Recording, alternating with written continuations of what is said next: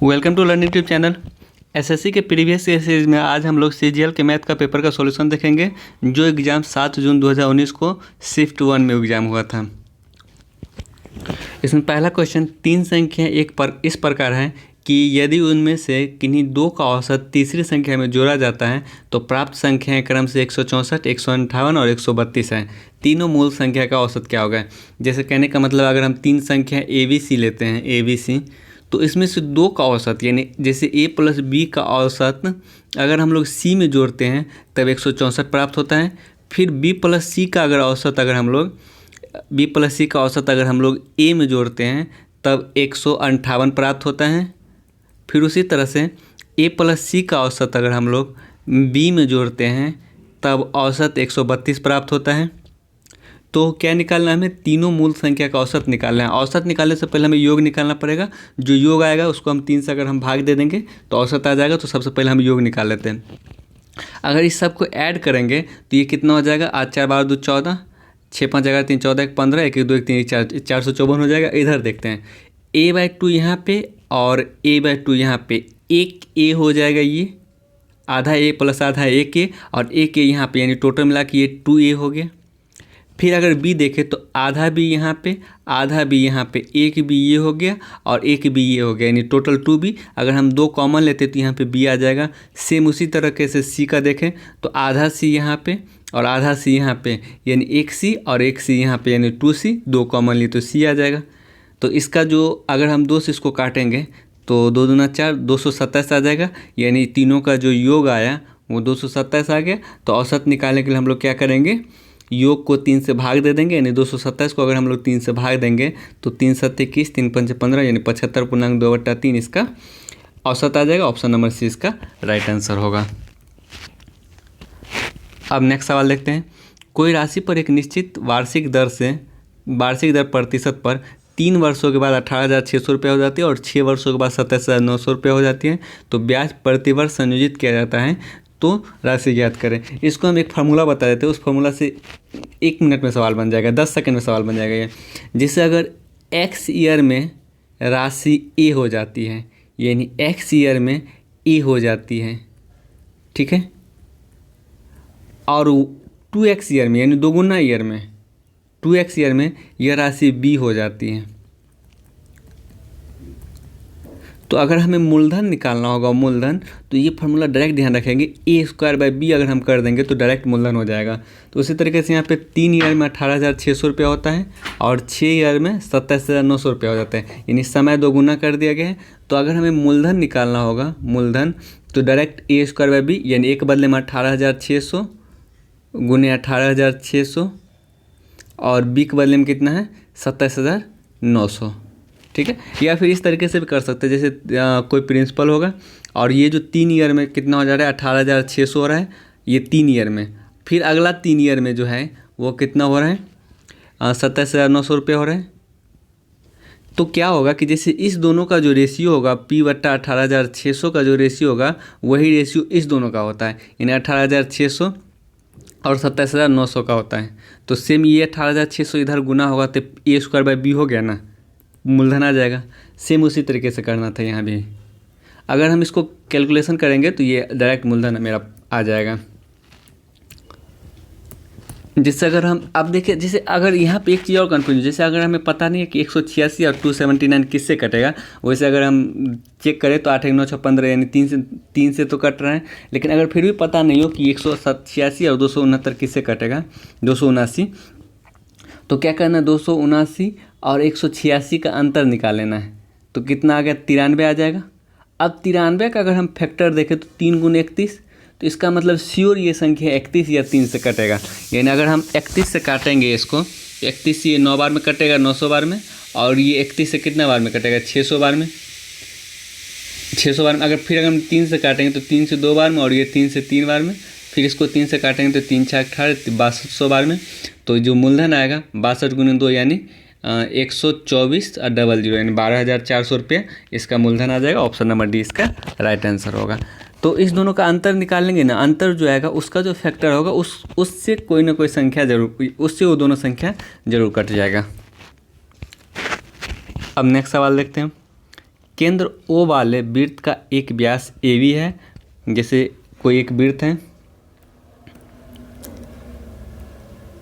ये वृत्त, इसका केंद्र ओ है, इसका जो केंद्र है वो ओ है, ठीक है।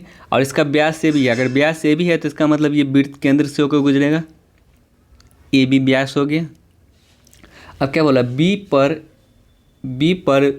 बिंदु बी पर वृत्त पर सी बी एक स्पर्श रेखा, यानी एक सी बी जो है वो स्पर्श रेखा है, यानी ये सी बी जो है वो स्पर्श रेखा हो रहा है। और ए सी वृत्त को जी बिंदु पर काटते हैं। जब हम ए सी को मिलाते हैं तब वो वृत्त को किस बिंदु पर काटता है, जी बिंदु पर काटता है। तो यदि वृत्त की त्रिज्या 6 सेंटीमीटर, अगर वृत्त का त्रिज्या 6 सेंटीमीटर है तो ये भी 6 हो जाएगा। और ए जी की लंबाई 8 सेंटीमीटर, यानी ये जो ए जी है उसकी लंबाई 8 सेंटीमीटर है। तो बी सी की लंबाई ज्ञात करना है, यानी ये लंबाई ज्ञात करना है। तो सबसे पहले हम क्या करते हैं, इस जी बी को मिला देते हैं, ये जी बी को।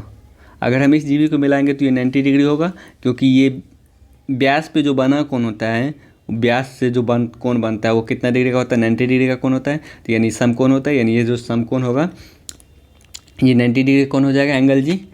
अब क्या करना है, जैसे ये 8 दिया गया और ये 6 दिया गया तो हम ये लोग ये निकाल लेंगे। 1 मिनट, ये टोटल 12 हो जाएगा ना, ये 6 6 12 हो जाएगा ना, ये टोटल 6 6 12, यानी ये 8 दिया गया और ये 12 दिया गया है। तो उस तरीके से हम बी जी निकाल लेंगे। बी जी बराबर क्या हो जाएगा, अंडर रूट, यानी 90 डिग्री के सामने वाला कर्ण होता है, कर्ण मानी 12 का स्क्वायर माइनस 8 का स्क्वायर, यानी 144 में 64 के 80, यानी 80 में 16 85, यानी 16 का 4 निकल जाएगा, 4√5। ये इसका मतलब बी जी जो आया वो 4√5 आ गया, बी जी 4√5। हमें निकालना था बी सी, तो हम यहाँ पे क्या करते हैं, सिमिलरिटी का यूज करते हैं। और सिमिलरिटी का यूज करके दो ट्रायंगल से हम लोग ये बी सी का लंबाई निकाल सकते हैं। अगर पहला ट्रायंगल ये लेते हैं, ट्रायंगल ए जी बी, और दूसरा ट्रायंगल लेते हैं बी जी सी, ट्रायंगल बी जी सी, ये बी जी सी। जैसे ये 90 डिग्री है तो ये भी 90 डिग्री होगा, दो कोण 90 डिग्री हो गया। अब देखें तो ये जो कोण होगा, ये कोण इसके बराबर हो जाएगा, यानी angle angle G B C जो होगा, जी बी सी वो किसके बराबर होगा, एंगल ए जी बी के। जब दो कोण बराबर हो गए, एक 90 डिग्री कोण बराबर हो गया और एक एंगल ये बराबर हो गया, तो क्या हो जाएगा, ये दोनों त्रिभुज समरूप हो जाएगा। और ये क्यों बराबर होगा, ये वृत्तखंड का कोण के कारण बराबर होगा। जैसे कहने का मतलब, अगर कोई एक वृत्त है और वृत्त में एक त्रिभुज बना देते हैं, ठीक है, और इसके किसी शीर्ष से अगर हम लोग स्पर्श रेखा खींचते हैं तो ये जो कोण होता है इसके बराबर होगा, यानी वृत्तखंड का एकांतर कोण, और ये जो कोण होगा उसके बराबर होगा। उसी तरह से अगर जी ए बी, यानी इस त्रिभुज में ये एक स्पर्श रेखा हो गया, तो ये कोण जो होगा, ये कोण इस एकांतर कोण के बराबर हो जाएगा। तो जब दो कोण बराबर हो गया तो इसका मतलब त्रिभुज समरूप होगा, और समरूप होगा तो उसके करस्पॉन्डिंग साइड क्या होगा, इक्वल हो जाएगा। करस्पॉन्डिंग साइड का रेशियो जो होगा उस इक्वल होगा।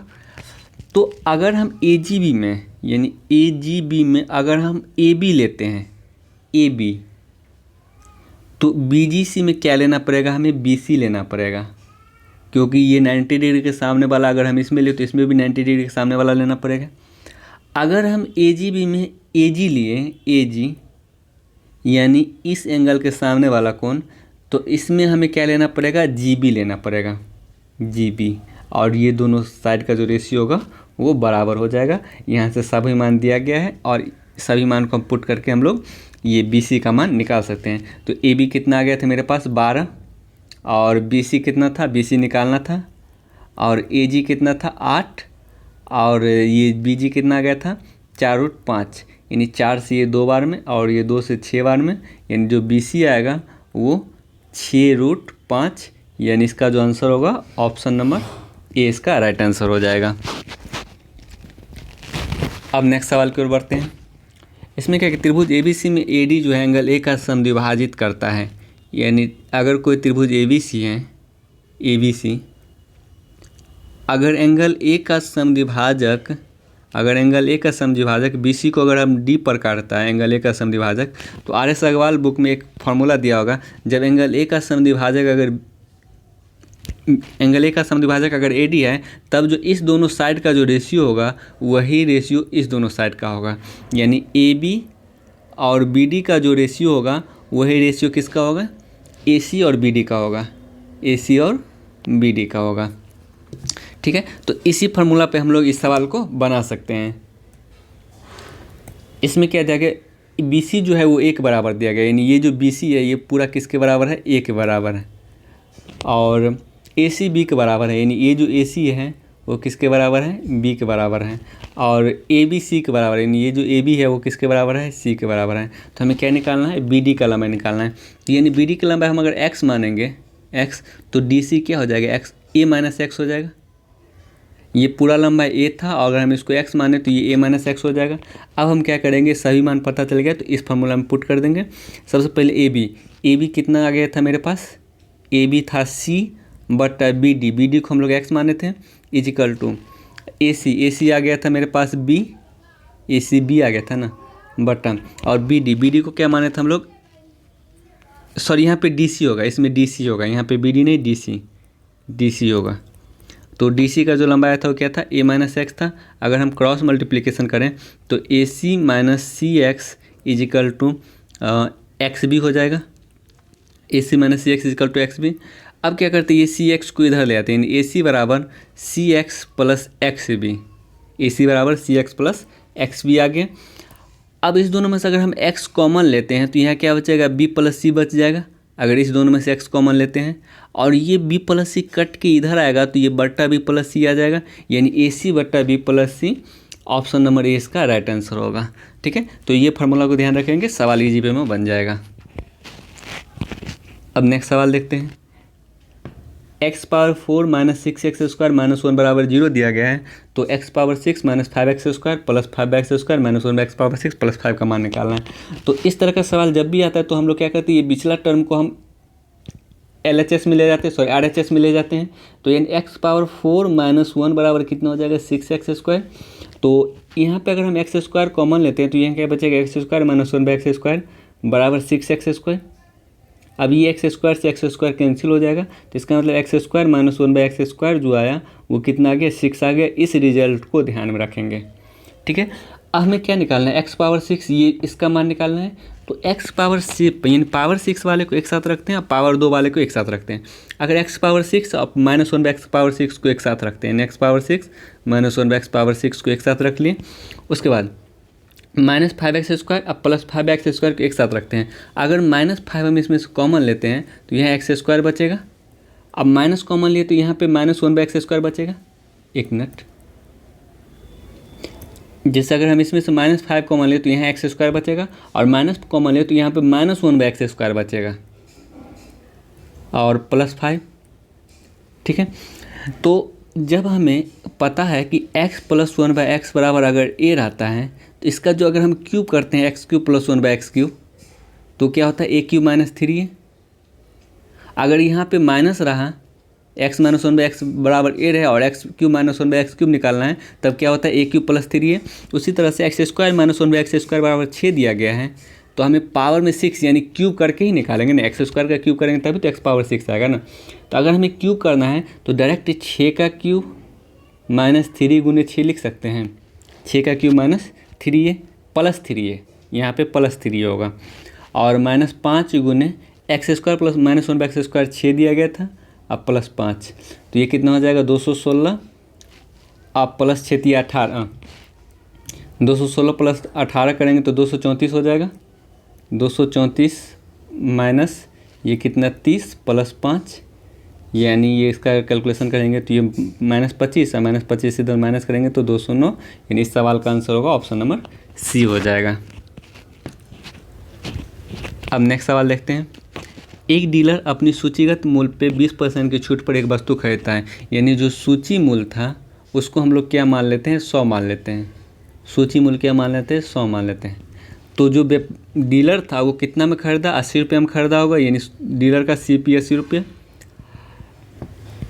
और इसे सूची कीमत से 25% अधिक अंकित करता है, यानी नया अंकित मूल्य उसका क्या करेगा, नया अंकित मूल्य नया अंकित मूल्य वो 125 निर्धारित करेगा।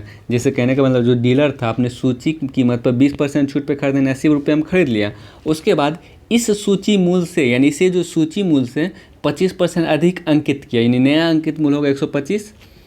यदि वो नई सूची कीमत पर 20% का छूट देता है, यानी अब डीलर क्या करता है, ये जो 125 रुपया था इस पर 20% का छूट देकर बेचता है। यानी अगर 125 रुपये पर अगर हम 20% का छूट देंगे तो 80 रुपये हम बेचेंगे, 80% में बेचेंगे।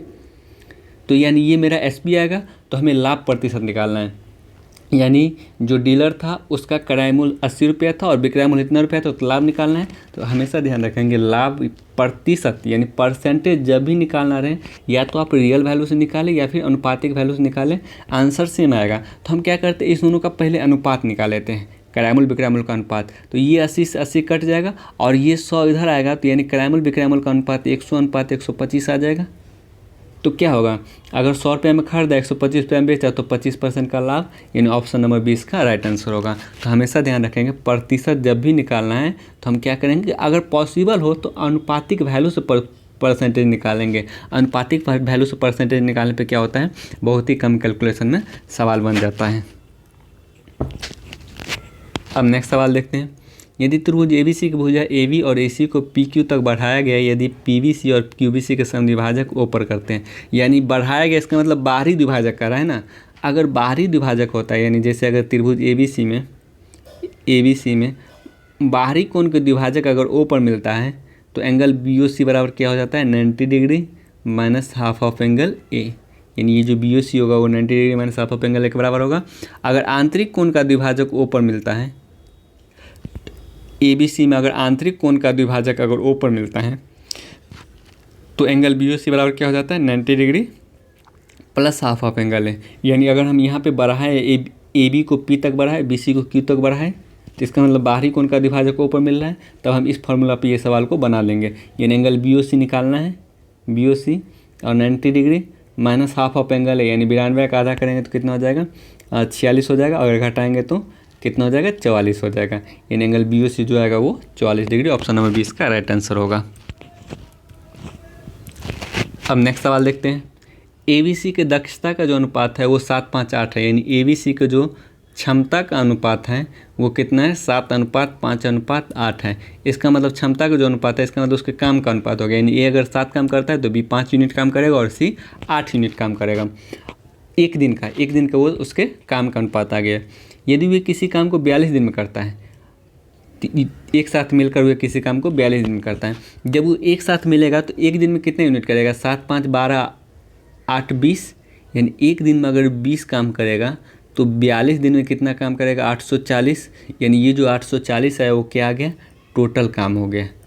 अगर तीनों मिल के 42 दिन में करता है तो टोटल काम कितना हो जाएगा, 840, क्योंकि एक दिन में तो ये 7 5 12 8 20 काम कर रहा है, तो 42 दिन में 840 यूनिट काम हो जाएगा, यानी टोटल इतना काम हो गया। अब क्या होता है, B और C जो है वो 21 दिन तक एक साथ मिलकर काम करते हैं। यानी B और C अगर 21 दिन तक काम करेगा, यानी 21 दिन में अगर B और C मिलकर काम करेगा तो एक दिन में B और C 8 5 13 यूनिट काम करता है, तो 21 दिन में कितना यूनिट काम करेगा, यानी 13 × 13 13 26 170 271 यूनिट काम करेगा। यानी 21 दिन में जब B और C 271 यूनिट काम कर लिया तो शेष काम कितना बचा, शेष काम इस दोनों घटा देंगे 9, अब फिर ये 6 और यहाँ पे 5, यानी 569 काम शेष बचा। अब इस शेष काम को यहाँ पे घटाने में गलती हो गया, जैसे अगर ये 13 को 21 से गुना करेंगे तो 273 आएगा, यानी 567 काम शेष बचा। यहाँ पे जो शेष काम बचा वो कितना बचा, 567 काम शेष बचा। अब शेष काम को कौन करता है, ए अकेले करता है। ए एक दिन में 7 यूनिट काम करता है, तो 567 यूनिट काम करने में कितना दिन कर लेगा, यानी 7 8 56 81 दिन लेगा। 567 यूनिट काम करने में जो ए है वो 81 दिन लेगा। तो क्या चीज़ बोला, काम पूरा करने में कितना समय लगा। यहाँ पे दो तरह का सवाल बनता है। एक बोलता कि शेष काम को ये कितना दिन में किया तब जो आंसर होता है वो 81 हो जाता, लेकिन यहाँ पे बोला जा रहा है काम को पूरा करने में कितना समय लगा, तो 81 दिन यहाँ पे लगा और 21 दिन यहाँ पे लगा, 21 दिन यहाँ पे लगा, तो 81 + 21 कितना हो जाएगा, 102 दिन टोटल काम लगेगा। जैसे 21 दिन बी और सी किया और बाकी जो शेष काम बचा वो 81 दिन में ए किया, तो टोटल कितना दिन लगेगा 81 + 21 102 दिन लगेगा। अब नेक्स्ट सवाल आते हैं। तो इस तरह का सवाल पहले क्या करते हैं हम लोग, पहले ब्रैकेट का काम करेंगे, उसके बाद ऑफ का, उसके बाद डिवाइड का, उसके बाद मल्टीप्लाई का, उसके बाद प्लस, उसके बाद माइनस। ठीक है, तो सबसे पहले क्या करते हैं, ब्रैकेट का काम करते हैं। अगर हम यहाँ पे देखें यानी 21/4 डिवाइड बाय, यानी 4 का 3 दूना 6, 1 7/3 ना, तो यानी 7 चौका 28/3 हो जाएगा। पहले ऑफ का काम करेंगे, पहले का काम करेंगे, उसके बाद का 8/9 भाग, अब ये आते हैं तो यानी 8 × 2/3 गुने ये 5/4 हो जाएगा ना, ये 5/4 और का, उसके बाद 8 डिवाइड बाय, इसमें पहले सबसे पहले का काम करेंगे, यानी 8 बट्टा कितना हो जाएगा 15, 8/15 आ जाएगा। अब क्या करते हैं, पहले इसको अगर हम मल्टीप्लाई में चेंज करेंगे, इस भाग को अगर हम मल्टीप्लाई में चेंज करेंगे तो ये 3/28 हो जाएगा, 3/7 21 और 7 चौका 28, यानी कितना हो जाएगा 9/16 हो जाएगा, का 8/9 हो जाएगा, डिवाइड बाय कितना हो जाएगा, ये 4 से 2 बार में, यानी 2 दूना 4 5 20/3 हो जाएगा का। उसके बाद अगर हम इसको मल्टीप्लाई में करेंगे तो 15/8 होगा ये, और 8 से 8 कट जाएगा, यानी 15 हो जाएगा ये। अब यहाँ पे क्या करेंगे, पहले का काम करेंगे, ब्रैकेट से सब निकल गया, फिर पहले का काम करेंगे। तो 8 से कितना बार में, 2 बार में, 9 से 9 कट गया, यानी 1/2 ये हो गया। फिर अगर यहाँ देखें 3 5 15, यानी भागा 100 हो जाएगा। अगर इस भागा को हम गुना बदलेंगे तो ये 1/100 हो जाएगा, तो बराबर कितना हो जाएगा 1/200, यानी इस सवाल का जो आंसर होगा ऑप्शन नंबर डी इसका राइट आंसर होगा। तो इस तरीके इस सब सवाल में कभी मिस नहीं करना है, क्योंकि ये सब सवाल एक्चुअली मुफ्त का नंबर होता है। अब नेक्स्ट सवाल आते हैं। चतुर्भुज ABC के अंतर्गत एक वृत्त है, यानी एक वृत्त है जो किसी चतुर्भुज ABCD के अंतर्गत है। जैसे कोई चतुर्भुज ABCD बनाते हैं, ये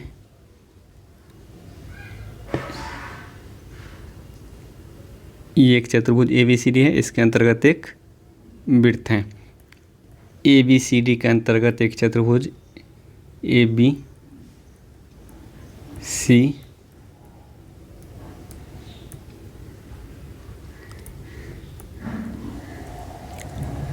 ठीक है, और AB BC CD और AD को क्रमशः PQ RS बिंदु पर स्पर्श करता है, यानी AB को P बिंदु पर स्पर्श करता है, BC को Q बिंदु पर, CD को R बिंदु पर और DA को S बिंदु पर स्पर्श करता है।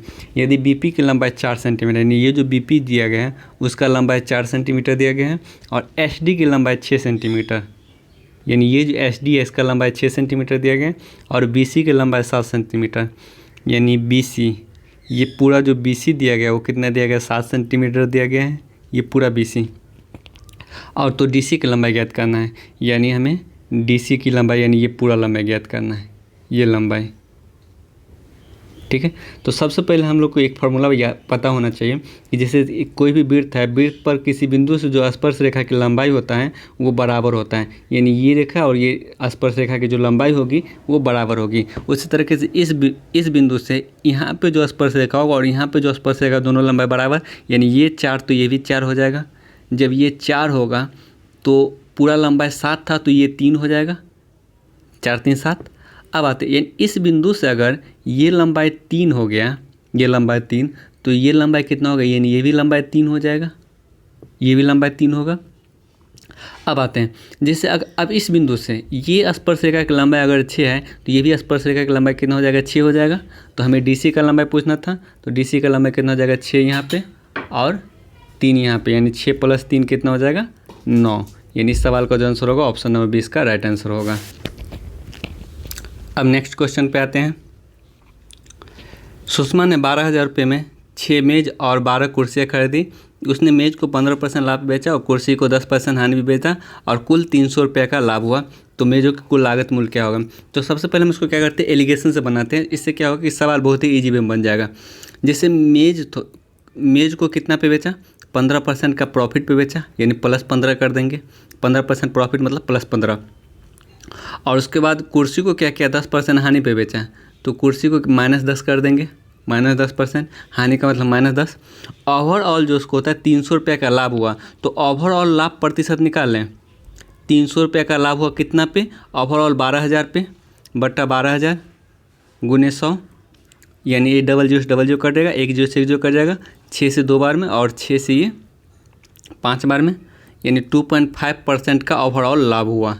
यानी जो ओवरऑल लाभ होगा उसको हम बीच में लिख लेंगे, यानी +2.5 लाभ हुआ। अगर हानि रहता तो -2.5% लिखते हैं। ठीक है, अब क्या करेंगे, इस 10 में से इसको घटाएंगे तो -10 ये था, -2.5 ये हो जाएगा, तो 12.5 हो जाएगा ये। फिर उसी तरह से 15 में से अगर 2.5 घटाएंगे तो 12.5 आएगा। इसका मतलब उसके जो क्राइमूल का अनुपात आया वो 1:1 आ गया, यानी उसके जो CP का अनुपात आया वो 1:1 आ गया। तो लेकिन टोटल क्राइमूल कितना दिया गया, 12,000 दिया गया है, तो यानी 1 का वैल्यू जब 12,000 तो 1 का वैल्यू कितना हो जाएगा, 6,000। तो इसका मतलब मेज का क्राइमूल अगर 6,000 आया तो कुर्सी का भी क्राइमूल 6,000 हो जाएगा। तो इसमें क्या चीज़ पूछ रहा है, मेज़ों का कुल लागत, तो मेज़ों का कुल लागत कितना हो जाएगा, 6,000 हो जाएगा। अगर ये सवाल आता कि एक मेज़ का कुल लागत कितना होगा, तो जब 6 मेज़ का कुल लागत 6,000 तो एक मेज़ का कुल लागत कितना हो जाएगा, 1,000। अगर पूछता कि एक कुर्सी का कुल लागत क्या होगा, तो जैसे 12 कुर्सी का कुल लागत 6,000 तो एक कुर्सी का कुल लागत 500 रुपया हो जाएगा। ठीक है, तो इस तरीके से एलिगेशन से हम लोग इस सवाल को ईजिली बना सकते हैं। अब नेक्स्ट सवाल देखते हैं। इन x बराबर कितना दिया गया, 2 - p दिया गया है, और निकालना क्या है, x³ + 6xp + p³ निकालना है। तो सबसे पहले हम क्या करते हैं, यहाँ पे जैसे हमारे पास एक इक्वेशन है और 2 वेरिएबल हैं, एक इक्वेशन और 2 वेरिएबल। तो देखिए अगर एक इक्वेशन दिया रहता है तो इसका मतलब होता है कि एक ही वेरिएबल होना चाहिए, तभी हम एक ही इक्वेशन रहना चाहिए। ठीक है, लेकिन यहाँ पे एक इक्वेशन अगर दिया जाए तो इसका मतलब ये होगा कि हमें एक ही वेरिएबल रहना चाहिए, तभी उसका मान निकाल सकते हैं। अगर एक इक्वेशन में 2 वेरिएबल दे दिया गया है तो हम क्या करेंगे, एक वेरिएबल को फिक्स कर देते हैं, दूसरा वेरिएबल को हम लोग कोई भी मान रख लेते हैं। तो हम p बराबर क्या रख लेते हैं, एक रख लेते हैं। जब p बराबर 1 रखेंगे तो x बराबर कितना हो जाएगा, 2 - 1 यानी 1 आ जाएगा, x बराबर भी 1, यानी p बराबर भी 1 आ गया और x बराबर 1 आ गया। ये मान हम क्या करेंगे, इसमें पुट कर देंगे, तो x का क्यूब यानी 1 आ जाएगा, प्लस ये 6 × 1 × 1 6 रहेगा, और प्लस p का क्यूब यानी 1 का क्यूब 1 यानी 6 + 1 + 6 + 1 यानी 8 हो जाएगा। यानी सवाल का जो आंसर होगा ऑप्शन नंबर सी इसका राइट आंसर होगा। अब नेक्स्ट सवाल आते हैं। 42 सेंटीमीटर व्यास वाले, यानी व्यास जब 42 सेंटीमीटर दिया गया तो त्रिज्या कितना हो जाएगा, 21 सेंटीमीटर। वृत्त से एक तिरछखंड काट लिया गया है। यदि तिरछखंड का जो कोण है वो 150 डिग्री है तो इसका क्षेत्रफल ज्ञात करें। तो तिरछखंड का क्षेत्रफल डायरेक्ट फार्मूला से भी हम सवाल को बना सकते हैं। इन तिरछखंड का क्षेत्रफल जो होता है वो क्या होता है, यानी तिरछखंड का जो क्षेत्रफल होता है वो क्या होता है, πr² θ/360 डिग्री, यानी पाई के बदले में कितना हो जाएगा, 22/7 r², यानी r था 21 सेंटीमीटर, यानी 21 × 21, और एंगल कितना दिया गया था, 150 डिग्री दिया गया था, गुने 150/360, यानी अगर हम देखें तो 7 से कितना बार में कटेगा, 3 बार में, 3 से कितना बार में, 12 बार में, ठीक है, 120 बार में, 1 0 से 1 0 कटेगा, 3 से 5 बार में, 3 से 4 बार में, 3 से 4 बार में, फिर ये 2 से 2 बार में, फिर ये 2 से 11 बार में। ठीक है, अब नहीं कट पाएगा, तो यानी 11 × 5 = 55, और 55 को 21 से गुना करेंगे तो 21 × 5 = 105, बच जाएगा 10, फिर 105 में अगर हम 10 जोड़ेंगे 105 में तो 115 यानी 1155/2 यानी 577.5। इस सवाल का जो आंसर होगा ऑप्शन नंबर ए इसका राइट आंसर हो जाएगा। नेक्स्ट सवाल देखते हैं। x का क्यूब -2√2 का क्यूब, तो इसको लिख सकते हैं x का होल क्यूब -√2 का होल क्यूब √2y का होल क्यूब, यानी जैसे इसको लिख सकते हैं x का क्यूब -√2y का क्यूब डिवाइड बाय यानी x -√2y। ठीक है, अगर हम इसका कैलकुलेशन करेंगे, इसको बाद में हम यूज करेंगे, पहले इसको देख लेते हैं। अगर हम इसका कैलकुलेशन करेंगे तो a³ - b³ का क्या फार्मूला होता है, a - b यानी x -√2y इंटू a² करेंगे तो x² प्लस b² करेंगे तो 2y², √2 का स्क्वायर करेंगे 2 और y² प्लस ab यानी प्लस ए बी करेंगे तो x गुने √2y, तो √2xy हो जाएगा divide by x minus √2y, तो ये दोनों कट जाएगा। यानी इसका जो कैलकुलेशन आया वो कितना आ गया, यानी इसका जो कैलकुलेशन है वो आ गया x² + 2y² + √2xy। अब हम देखते हैं यानी ये जो वैल्यू है किसके बराबर है, ax² + bx² + cy² के, यानी x² का कॉफिशिएंट यहाँ पे a है और x² का कॉफिशिएंट यहाँ पे 1 दिया गया है, तो इसका मतलब a का जो मान होगा वो क्या हो जाएगा, 1 हो जाएगा। उसी तरीके से y² का कॉफिशिएंट यहाँ पे 2 है और यहाँ पे y² का कॉफिशिएंट c है, तो इसका मतलब c का जो मान होगा वो 2 हो जाएगा। उसी तरह से xy का कॉफिशिएंट √2 है और यहाँ xy का कॉफिशिएंट b है, यानी b का जो मान होगा वो कितना हो जाएगा, √2। अब हम क्या करेंगे, ये जो मान है इस इक्वेशन में हम क्या करेंगे, पुट कर देंगे 2a, तो 2 हो जाएगा, 2 गुना 1 2 प्लस 4√2 और गुना b का मान √2, तो यानी 4 दूना 8 हो जाएगा, माइनस यानी 4c, यानी 4 गुने c के बदले में 2, यानी 4 दूना 8, तो ये 8 से 8 कट जाएगा, यानी सवाल का जो आंसर होगा 2, ऑप्शन नंबर सी इसका राइट आंसर हो जाएगा। अब नेक्स्ट सवाल देखते हैं। एक नाव 7.2 किलोमीटर की दूरी धारा की दिशा में और 3.2 किलोमीटर दूरी धारा की विपरीत दिशा में 2 घंटे में तय करती है, और 1.5 किलोमीटर दूरी धारा की दिशा में और 0.6 किलोमीटर दूरी धारा की विपरीत दिशा में तय करती है, 24 मिनट में तय कर सकती है। तो धारा की दिशा में जाते हुए नाव की गति क्या होगा, यानी इस सवाल में धारा की दिशा में नाव का गति पूछा गया है, तो हम क्या मान लेते हैं कि धारा की दिशा में जो नाव का गति है, धारा की दिशा में जो गति है नाव का वो u मान लेते हैं, और धारा के विपरीत दिशा में हम क्या गति को मान लेते हैं, वो v मान लेते हैं। धारा के विपरीत जो गति है उसको हम लोग v मान लेते हैं। धारा की दिशा में हम गति u मान लिए, धारा के विपरीत दिशा में v मान लिए, तो इसका मतलब हमें u का मान निकालना है। अब आते हैं, अगर 7.2 किलोमीटर दूरी धारा की दिशा में जाएगा तो कितना समय लगेगा, अगर 7.2 किलोमीटर दूरी धारा की दिशा में जाएगा तो 7.2/u समय लग जाएगा, और 3.2 किलोमीटर दूरी धारा के विपरीत दिशा में आएगा तो कितना समय लगेगा, 3.2/v समय लग जाएगा, और दोनों समय कितना लग रहा है, दोनों समय मिला के 2 घंटा लग रहा है, 2 घंटा बोला जा रहा है, 2 घंटा में तय कर सकती है। फिर दूसरा इक्वेशन देखें, 1.5 किलोमीटर दूरी अगर धारा की दिशा में जाएगा तो 1.5/u समय ले लेगा, और 0.6 किलोमीटर दूरी धारा के विपरीत दिशा में जाएगा तो यानी 0.6/v समय ले लेगा, और ये दोनों समय मिला कितना ले रहा है, 24 मिनट, और इसको घंटा बदलेंगे तो 24/60 घंटा। तो हमें क्या चीज़ निकालना है, u का मान निकालना है। अगर u का मान निकालना है तो हम क्या करेंगे, v को कैंसिल करना पड़ेगा, और v को कैंसिल करने के लिए हमें क्या करना पड़ेगा, यानी दोनों जगह v को बराबर करना पड़ेगा, और उसके बाद हम माइनस करेंगे तो v कैंसिल हो जाएगा और u बच जाएगा। ठीक है, तो यहाँ पे 32 और 6 का जो एलसीएम आएगा वो कितना हो जाएगा, 96 हो जाएगा। तो अगर हम 96 यानी 9.6 हम मान लिए 96 हो जाएगा, तो हमें 96 लाने के लिए ऊपर वाले समीकरण को 3 से गुना करना पड़ेगा और नीचे वाले समीकरण को 16 से गुना करना पड़ेगा, नीचे वाले समीकरण को 16 से। अगर हम ऊपर वाले समीकरण को 3 से गुना करेंगे तो 9.6/v हो जाएगा, और ये जो है 9.6/v ये भी हो जाएगा, और फिर घटाएंगे तो ये दोनों क्या हो जाएगा, कैंसिल आउट हो जाएगा। ठीक है, अगर हम इसको 3 से गुना किए तो ये कितना हो जाएगा, 21.6/u हो जाएगा ये, और ये कितना हो जाएगा, इसको 16 से गुना करें तो 16×5 = 16 24, यानी 24/u हो जाएगा ये 21.6/u और ये 24/u। अगर हम इसको 3 से गुना किए तो ये 6 घंटा हो जाएगा। अगर हम इसको 16 से गुना किए तो ये कितना हो जाएगा, 4 से 15 बार में, 4 से 4 बार में, 3 से 5 बार में, और 3 से ये 8 बार में, यानी 32/5 घंटा लग जाएगा। उसके बाद हम लोग क्या किए थे, इस दोनों समीकरण को घटा दिए थे ना, तो ये तो कट गया था। अब 21.6u में से अगर 24u, इसमें से इसको घटा देते हैं, 24u में से अगर 21.6u को घटाएंगे तो कितना बचेगा, 2.4/u, 2.4/u, ये 2.4 है। अगर 32/5 में से अगर हम 6 को घटाएंगे तो 6×5 यानी 2/5 बचेगा। अब 2 से कितना बार में कटेगा, 1.2 बार में, तो u कितना हो जाएगा, 12×5 = 60, यानी 6 किलोमीटर पर आवर उसका धारा की दिशा में उसका चाल हो जाएगा। ऑप्शन नंबर सी इसका राइट आंसर हो जाएगा।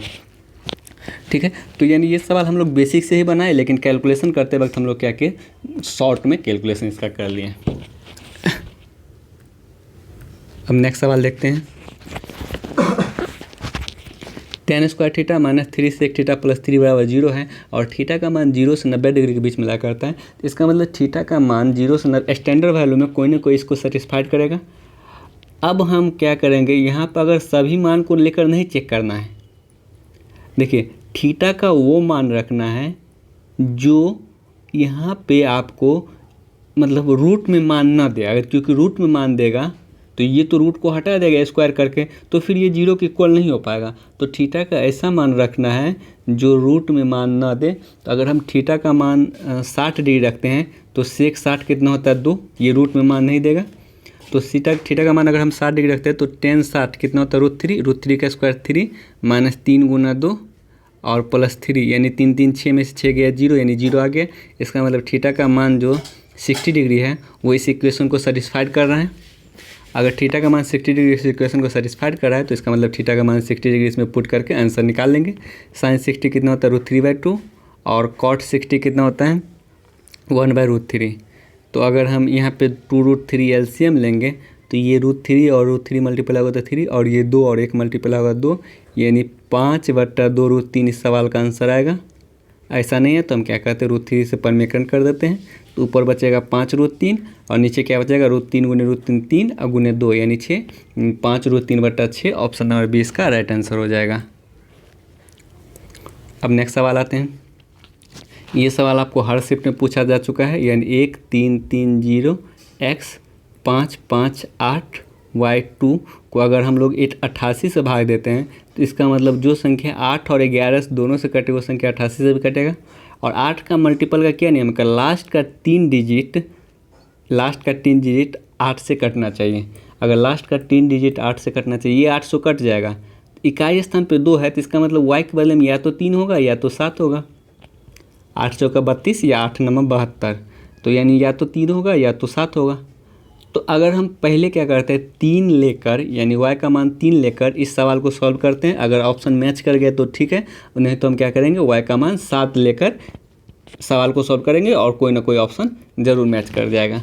अगर हम 3 लेकर देखते हैं तो अब फिर 11 का मल्टीपल चेक कर लेते हैं, यानी 3 1 4 4 प्लस x प्लस 5 यानी 4 5 9 9 3 12 यानी ये हो जाएगा 12 प्लस x, ऊपर में समस्थानों का योग, विषम स्थानों का योग देखें तो 3 5 3 8 8 16 2 18 यानी विषम स्थानों का योग 18 है।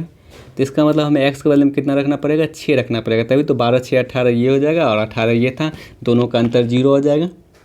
जब हम y के बदले में 3 रखें तो x के बदले में कितना आ गया 6 आ गया, तो इस दोनों का योग होगा 6 3 9, ऑप्शन नंबर इसका राइट आंसर होगा।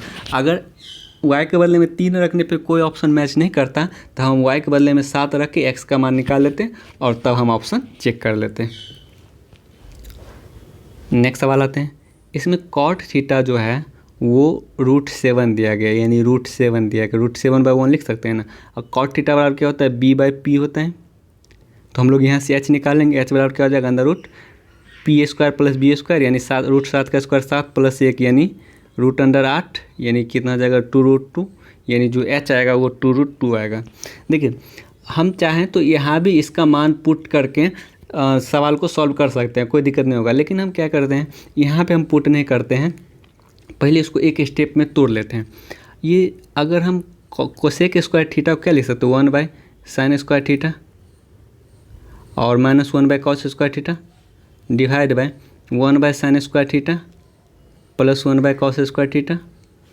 ठीक है, यहाँ पे हम दोनों एलसीएम लेंगे तो ये दोनों एलसीएम लेंगे तो ये दोनों तो कट ही जाएगा, तो ये cos² थीटा उधर जाएगा यानी cos² theta minus sin² theta divide by ये cos² theta plus sin² theta, तो नीचे 1 हो जाएगा। ये sin² थीटा cos² थीटा ये दोनों तो कैंसिल हो जाएगा ना, एलसीएम लेंगे तो हमारे पास क्या बचा cos² theta minus sin² theta, यानी इसका जो कैलकुलेशन आया वो क्या आ गया cos² theta minus sin² theta. cos² theta बराबर क्या होता है b/h, b के बदले में √7 का स्क्वायर 7 और h करेंगे तो 2√2 का स्क्वायर यानी 8 स्क्वायर भी करना था। और sin थीटा बराबर क्या होता है p/h, तो p में 1 का स्क्वायर करेंगे तो 1 और h में 2√2 का स्क्वायर करेंगे तो 8 यानी 7/8 माइनस 1/8 यानी 6/8 यानी 3/4 इस सवाल का आंसर हो जाएगा, यानी ऑप्शन नंबर ए इसका राइट आंसर होगा। अब नेक्स्ट सवाल देखते हैं। ए बी से 20% कम है, पहले सबको लिख लेते हैं। ए बी सी डी चार चीज़ दिया गया ए बी सी डी, यानी ए जो है बी से 20% कम है, यानी बी को अगर हम 100 मानते हैं तो ए को 80 मानना पड़ेगा। अब सी जो है डी से 30% अधिक है, यानी सी डी में अभी रिलेशन रहने देते हैं। उसके बाद क्या है कि डी ए से 25% कम है, यानी डी जो है वो ए से 25% कम है। ए 80 और 25% कम, यानी 80 का 25% मतलब 1/4, 1/4 करेंगे तो 20। अगर 20 कम है तो इसका मतलब डी 60 हो जाएगा। अब यहाँ पे आते सी डी से 30% अधिक है, यानी अगर हम 60 का 30% निकालेंगे तो 18 हो जाएगा, और 18 अधिक है तो इसका मतलब सी 78 हो जाएगा। तो ए बी सी डी का अनुपात आ गया। तो निम्नलिखित में से कौन सा कथन सही है, और ऑप्शन में सी बी का जिक्र किया गया, बी सी का जिक्र किया गया, यानी सी जो है वो बी का कितना प्रतिशत है, 78% है, यानी 0.78% है। देखिए अगर इसमें कन्फ्यूजन हो रहा है तो कुछ नहीं करना है, यानी सी अनुपात बी जो है हम लिख सकते हैं 78/100। 100 को नीचे से ले लेकर ताकि पॉइंट बैठाने में सुविधा हो, यानी सी अनुपात बी जो हम लिख सकते हैं 78/100। तो यानी सी बट्टा बी हम लोग लिख सकते हैं 0.78, 78/100 का, और ये बी उधर जाएगा तो यानी 0.78 बी। इसमें तो कोई कन्फ्यूजन नहीं होगा, डायरेक्ट आंसर आपके पास आ गया, सी बराबर 0.78 बी। ऑप्शन नंबर डी इसका राइट आंसर हो जाएगा। अब नेक्स्ट सवाल आते हैं, यानी 1/sec theta minus tan theta plus वो -1/cos थीटा दिया गया। जैसे इसमें अगर थीटा का मान रखेंगे फिर थीटा का मान इसमें पुट करेंगे तो ये थोड़ा सा लेंदी हो जाएगा। लेकिन अगर स्टैंडर्ड फार्मूला आपको पता होगा कि sec x minus tan x क्या होता है, 1/sec x minus tan x क्या होता है, sec x plus tan x ये हो जाएगा, और -1/cos x को क्या लिख सकते हैं, sec x लिख सकते हैं। तो ये दोनों कटेगा, यानी इस सवाल का जो आंसर होगा tan x होगा। ऑप्शन नंबर इसका राइट आंसर होगा। ये चीज़ पता होना चाहिए, जैसे sec² theta minus tan² theta क्या होता है, 1 होता है। ये a² माइनस b² है ना, इसको लिख सकते हैं a minus b into a plus b, sec theta minus tan theta into sec theta plus tan theta बराबर 1। अगर हमें sec theta minus tan theta निकालना हो तो हम इसको लिख सकते हैं 1/sec theta plus tan theta. उसी तरह से ऐसा अगर हमें sec theta plus tan theta रखना हो तो हम इसको लिख सकते हैं 1/sec theta minus tan theta. तो वही चीज़ हुआ, यानी 1/sec theta minus tan theta को हम लोग क्या लिख सकते हैं, 1/sec theta minus tan theta को क्या लिख सकते हैं, sec theta plus tan theta लिख सकते थे। तो यानी sec theta plus tan theta ये मान आ गया, माइनस sec x आ गया, sec x से sec x कट गया तो tan x आ गया। यानी ये जो चीज़ होता है दो चीज़ में लागू होता है, एक sec² theta minus tan² theta में, एक को sec² theta minus cot² theta में बराबर 1। यानी इसमें भी यही सेम रूल को अप्लाई करेंगे। अब नेक्स्ट सवाल आते हैं, ए और बी के जो वर्तमान आयु का अनुपात है 8:15 है। 8 वर्ष पहले उसके आयु में 6:13 था। देखिए अनुपात में कितना कम हो रहा है, 2, अनुपात में 2 कम हो रहा है, और वास्तव में कितना कम हो रहा है, 8 वर्ष पहले का है। तो यानी 2 का वैल्यू 8, तो 1 का वैल्यू कितना हो जाएगा 4। तो यानी ये 8 का वैल्यू कितना हो जाएगा 32, यानी ए का वर्तमान आयु 32 और बी का वर्तमान आयु 15×4 = 60। तो क्या चीज़ बोला, अब से 8 वर्ष बाद ए बी का आयु का अनुपात ना, अब से 8 वर्ष बाद ये 40 साल का हो जाएगा और ये 68 साल का हो जाएगा। तो यानी 4 से काटेंगे तो 10 बार में, 4 से 17 बार में, यानी 10/17। Option number D. अब नेक्स्ट सवाल आते हैं, 2012 से 16 के दौरान सी प्रकार के कारों का औसत उत्पादन। तो सबसे पहले 2012 से 16 में सी प्रकार का औसत निकाल लेते हैं। यानी सी प्रकार का ये रहा, सी प्रकार का औसत उत्पादन कितना हो जाएगा, 4 5 4 9 7 16 3 19 6 25 2 4 2 6 4 10 16 6 22 7 29, यानी 295 आ गया। और टोटल कितना वर्ष है, 1 2 3 4 5 वर्ष है। तो 5 से डिवाइड करेंगे तो औसत कितना हो जाएगा, 25 और 59 आ जाएगा। यानी 2012 से 16 में सी प्रकार का औसत कितना आ गया, 59 आ गया। 2012 में टाइप डी और 2014 में टाइप ई। 2012 में टाइप डी कितना था, 46, और 2014 में टाइप ई कितना था, 64। इस दोनों का जो कुल उत्पादन से कितना % कम है, इसका जो कुल उत्पादन है कितना हो रहा है, 110 हो रहा है। इससे ये कितना प्रतिशत कम है, तो पहले कितना कम हो रहा है, यानी आपके पास 51 कम हो रहा है। किससे, 110 से गुना 100, यानी 1 0 से 1 0 कट जाएगा। यानी जो परसेंटेज कमी आएगा वो कितना आ रहा है, 51 का कमी हो रहा है, 110 में 110 से 59 हो रहा है, यानी 51 का कमी हो रहा है 110 में गुना 100, यानी 1 0 से 1 0 कट जाएगा। 11 से 4 में 44, तो 7 बचेगा। 11 से 66, यानी 46 पॉइंट समथिंग आएगा। तो 46 पॉइंट समथिंग में एक ही ऑप्शन है, ऑप्शन नंबर सी, यानी इसका जो आंसर होगा 46.4%, ऑप्शन नंबर सी हो जाएगा। अब नेक्स्ट सवाल देखते हैं, यदि ई प्रकार के कारों के उत्पादन से संबंधित डेटा को वृत्त आरेख में प्रस्तुत किया जाए यानी दर्शाया जाए। यानी ई प्रकार के जो कार था उसको अगर हम वृत्त में दर्शाए, वृत्त आरेख में, तो क्या बोला 2013 में कार का तिर्यखंड क्या होगा। तो 2013 में कार कितना था, 55 था। 2013 में ई प्रकार कार 55 था। टोटल कितना में, यानी अगर हम टोटल को जोड़ेंगे तो 8 5 13 4 17 5 22 8 30 3 6 6 12 6 18 5 23 4 27 3 30, यानी टोटल 300 में। तो तिर्यखंड का पूछ रहा है ना, तो 360 से गुना कर देंगे। अगर यही पूछता कितना प्रतिशत है तो हम 100 से गुना करते हैं, लेकिन यहाँ पे पूछ रहे हैं केंद्रीय कोण पूछ रहा है ना, तो केंद्रीय कोण जो होता है वो टोटल 360 डिग्री का होता है, तो 360 डिग्री से गुना कर देंगे। तो यहाँ से अगर हम काटेंगे तो ये 6 से ये 5 बार में, और 6 से ये 6 बार में, 5 से ये 11 बार में, इन 11 छक्के 66 डिग्री जो कोण आएगा वो ऑप्शन नंबर ए इसका राइट आंसर हो जाएगा। नेक्स्ट सवाल देखते हैं। 2014 और 2016 में टाइप ए तथा 2013 में टाइप सी के कारों का कुल उत्पादन। 14-16 में टाइप ए, यानी 14 में टाइप ए कितना था 56, 16 में टाइप ए था 64, और 13 में टाइप सी कितना था 45। इस तीनों का जोड़ देखेंगे तो 15, और 5 1 6 6 12 4 16 165 आ रहा है। उसके बाद 2014 में टाइप बी और डी के कुल उत्पादन से एक अनुपात निकालना है।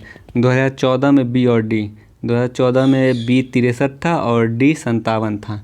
63 और 57 था, यानी 7 3 10 6 5 11 के 12, यानी 120 आ गया। तो इस दोनों का अनुपात निकालना था, यानी 5 से काटेंगे तो कितना बार में 33 बार में, 5 से ये 33 बार में, और ये कितना बार में, यानी 24 बार में। फिर अगर हम 3 से काटेंगे तो 11, और ये 8 बार में, यानी 11/8। यानी इस सवाल का जो आंसर होगा ऑप्शन नंबर 20 का राइट आंसर हो जाएगा। अब नेक्स्ट सवाल देखते हैं। 2015 में ई प्रकार की और 2013 में सी प्रकार की कारों का कुल उत्पादन। 2015 में ई प्रकार की कार था 65 था, और 2013 में सी प्रकार, 2013 में सी प्रकार जो कार था वो 45 था। तो कुल उत्पादन कितना हो जाएगा, 110 हो जाएगा। 2012 से 16 में ए डी प्रकार के कुल उत्पादन से का कितना प्रतिशत है। 2012 से 16 में ए और डी दोनों को लेना है, इन 12 से 16 में ए को भी लेना है और 12 से 16 में डी को भी लेना है। तो अगर हम 12 से 16 में ए को लेते हैं तो यानी 6 8 6 14 6 20 7 27 4 31 3 6 3 9 5 14 5 19 4 23 4 27, यानी 271 ये हो गया। अब 2000 और फिर डी का लेना है टोटल उत्पादन, यानी 9 6 15 7 22 5 27 2 29 2 7 2 9 5 14 5 19 4 23 4 27, यानी अगर सबको जोड़ेंगे तो 0 7 7 14 1 15 2 2 4 1 5, यानी 550 आ रहा है। यानी 110 जो है वो 550 का कितना प्रतिशत है, यानी वृद्धि या कमी बोलता तब अंतर निकालते, लेकिन वृद्धि या कमी नहीं बोल रहा है तो हम कुछ नहीं निकालेंगे। 1 0 से 1 0 कट गया, यानी 11 से 5 बार में, 5 से 20 बार में, यानी कितना प्रतिशत है 20%। यानी सवाल का जो आंसर होगा ऑप्शन नंबर इसका राइट आंसर हो जाएगा। तो आज का सेशन ये समाप्त होता है। ये सीरीज आगे भी कंटिन्यू रहेगा। हम लोग अभी पहले CGL का सारा सॉल्यूशन देख लेते हैं, उसके बाद LDC का भी, यानी LDC या फिर CPO, इन दोनों के पेपर का भी सॉल्यूशन देखेंगे। तो आज के लिए इतना ही। Thanks for watching.